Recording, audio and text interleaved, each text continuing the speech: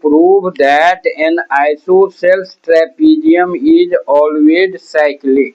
यहाँ पर है isosceles trapezium is always cyclic. Prove that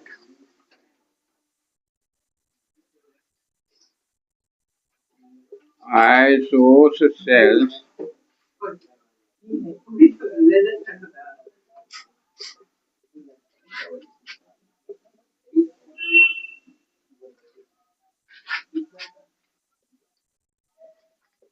always cyclic.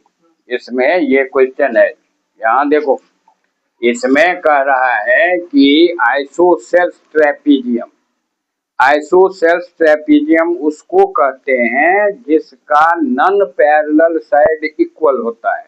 Trapezium में वन पेयर जो है वो अपोजिट साइड पैरेलल होगा और वन पेयर जो है वह नन पैरेलल होगा। तो नन पैरेलल साइड जो होगा वो इक्वल होगा, तो उसको हम लोग कहेंगे आइसोसेल्स ट्रेपीजियम। उसको हम लोग कहते हैं आइसोसेल्स ट्रेपीजियम। और यहाँ पर मैं तुमको यही पूछ रहा है, यहाँ पर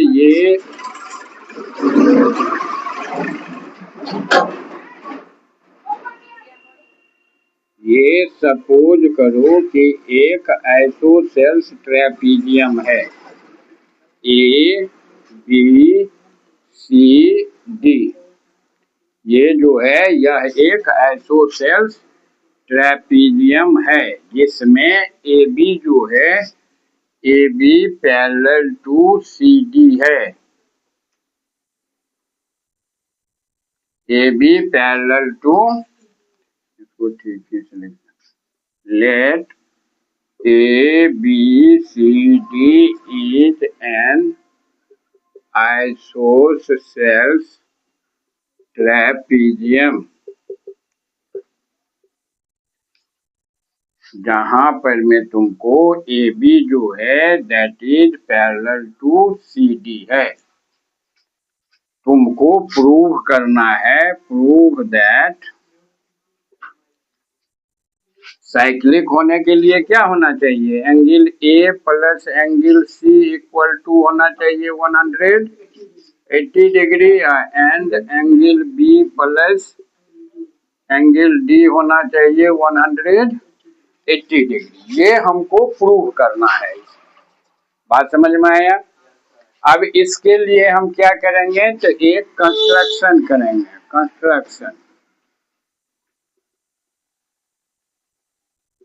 कंस्ट्रक्शन क्या लेना है, तो यहाँ से डी से एक परपेंडिकुलर लाइन ड्रॉ कर देनी है और सी से भी एक परपेंडिकुलर लाइन ड्रॉ कर देनी है। मान लो ये ई हुआ, ये एफ हो गया। बात समझ में आया?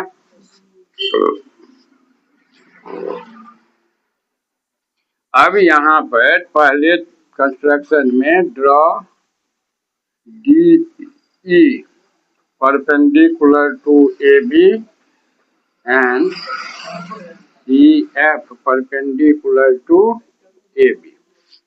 दोनों जो है परपेंडिकुलर कर दिए ए बी में। बात समझ में आया? 90 डिग्री पर में बना है। अब हम यहाँ दो ट्रायंगल लेते हैं, in triangle A E D and triangle B F C. ये दोनों ट्रायंगल में देखो, तो इसमें A D equal to B C है गिवन, क्योंकि आइसोसेल्स ट्रेपीजियम का साइड है, ठीक। और D E equal to C F होगा, डी ई इक्वल टू क्यों होगा? हाँ, perpendicular distance between two parallel lines are equal. यहाँ लिख देंगे डिस्टेंस बिटवीन टू पैरेलल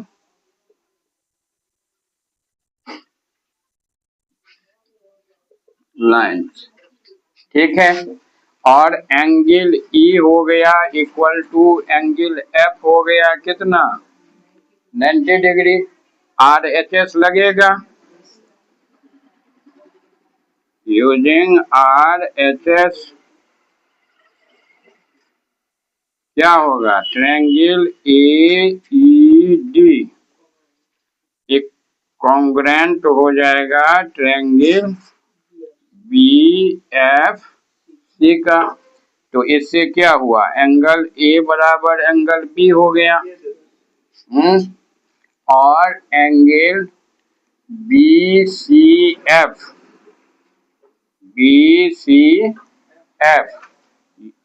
ये इक्वल टू हो जाएगा एंगल ए डी ई का होगा।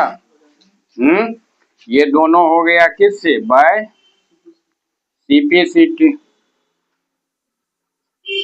इससे ये दोनों जो है वह इक्वल हो गया। इक्वल हो गया तो अब यहाँ पर में तुम देख रहे हो कि ये एंगल जो है ये एंगल और ये एंगल इक्वल हो गया। ये 90 डिग्री होगा ये 90 डिग्री होगा।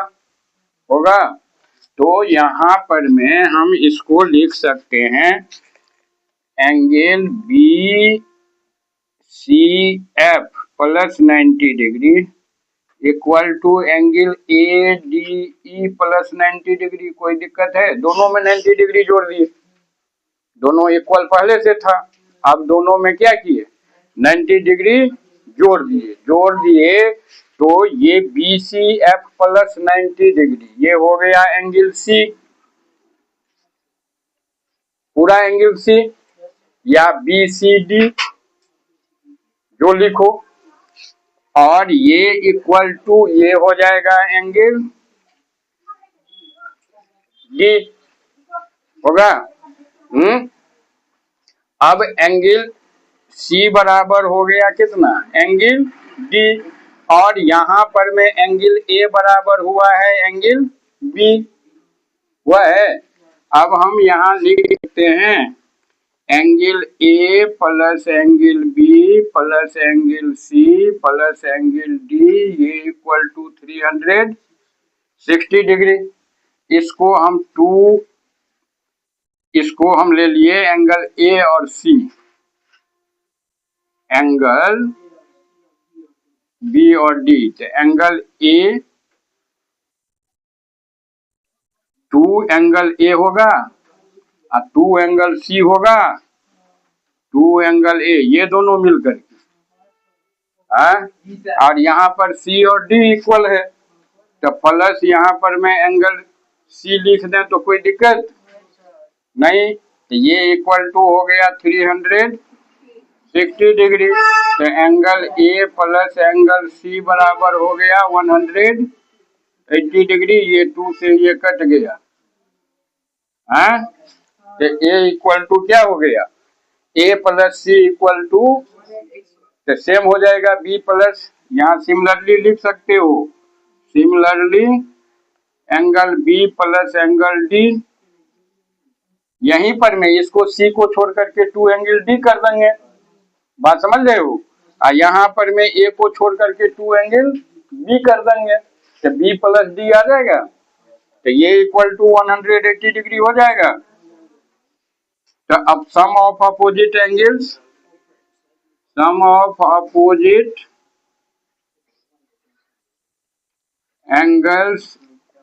is 100 therefore isosceles